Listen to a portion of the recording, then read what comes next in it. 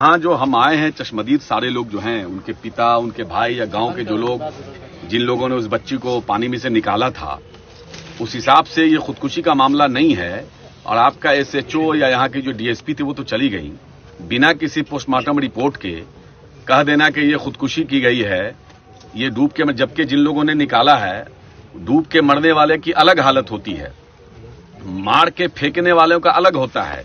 जो डूब के मरता है वो पानी पिए होता है, वो बदन फुला होता है, वो भरा होता है, भारी होता है, ऐसा कुछ भी नहीं था। तो बिना रिपोर्ट के, पोस्टमार्टम रिपोर्ट के ये बयान दे देना, ये तो एक खराब बात है। कैसे आ गया 2 घंटे में? उसी वक्त कैसे आ गया? नहीं, कल आया, उसी वक्त। देखिए, उसी वक्त कैसे आ गया? उसी बयान पहले दे दिया ना, रिपोर्ट आने से पहले बयान कैसे आ गया? एक बात। दूसरी बात यह है कि उसका क्या करेंगे आप? जो मान लिया जाए, जो उस बच्ची के साथ देखा गया है, जो गवाह है, 2 महीना पहले भी देखा गया था, जब बच्ची गायब हुई है उस लड़के के साथ देखा गया। पोस्टमार्टम के आधार पर, रिपोर्ट के आधार पर कल पीछे हुआ था, उसको उन्होंने बता दिया कि जो नहीं, बाकी जो अन्य बिंदु है उसको तो जांच चल ही रहा है। अच्छा, जहां चल रहा है, एसपी साहब एक बात बताइए कि आप उसको अब बाई नेम एफआईआर किया गया है, उसकी पूरी हिस्ट्री है, उसके गले में वो दाग है, सारी चीज है, उसको बिना अपराधी को अरेस्ट किए हुए ये पीसी करके तुरंत जो है ये बयान दे देना कि पोस्टमार्टम रिपोर्ट आ गई है इतना जल्दी, ये सब भी तो अच्छी बात नहीं है। फिर उसके बाद एसएचओ यहाँ के पत्रकार को भी बुला के यूट्यूबर को धमकाते हैं, यहाँ के भी और सिंहवाड़ा के भी धमकाते हैं, और बंद कमरे में धमका करके जबरदस्ती पोस्ट डिलीट करवाते हैं और धमकी देते हैं। ये तो पत्रकार को भी धमकाना। उसके बाद डॉक्टर ने, एक यूट्यूबर का एक मामला और था, उसमें भी गला पकड़ लेना, और एसएचओ का धमकाना यूट्यूबर को, आप बैठ के डिलीट करवाना और कहना कि तुम अगर डिलीट तो तुम्हारा बहुत बुरा हो जाएगा, तुम लोग चलाते हो तो मैं देख लूंगा। ये सब तो अच्छी बात नहीं है ना। लड़की के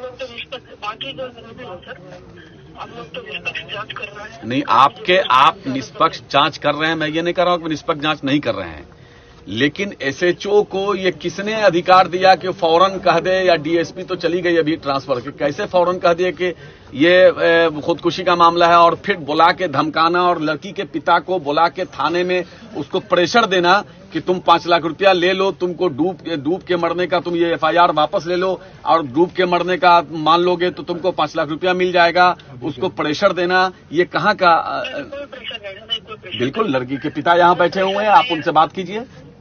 लड़की के पिता को प्रेशर दिया गया एसएचओ के द्वारा, और आप कह रहे हैं कि लड़की के पिता का बयान आप लेंगे ना? वो भी निष्पक्ष जांच हो रहा है सर, अभी तो पोस्टमार्टम रिपोर्ट आया उसके तो जांच के दायरे में नहीं, आप सुना जाए, आपको मैं इसलिए कह रहा हूं कि जांच के दायरे में इस बात को भी लाइए, और थाने का सीसीटीवी कैमरा से देखिए कि लड़की के पिता को धमकाया जा रहा है कि नहीं, प्रेशर दिया जा रहा है कि नहीं, और यूट्यूबर को बुला करके उसको बंद कमरे में धमकाया गया कि नहीं, उसको भी ये पोस्ट डिलीट करो ये कहा गया कि नहीं, और नहीं तो तुम्हारा ये हो जाएगा वो हो जाएगा, उसको वो पोस्ट डिलीट करवा दिया जबरदस्ती बैठ करके। ये तो सीसीटीवी में देखने की चीज है, और अब तक वो लड़के अरेस्ट भी नहीं हुए।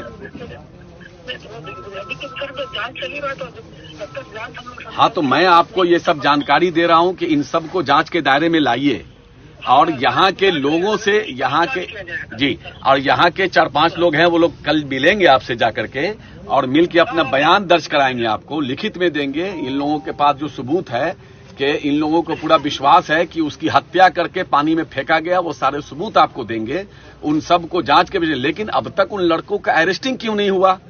मतलब ये सब बहुत हास्यास्पद है। अरे एफआईआर जिसको किया उसको अरेस्ट कीजिएगा ना, जांच तो बाद में ना है।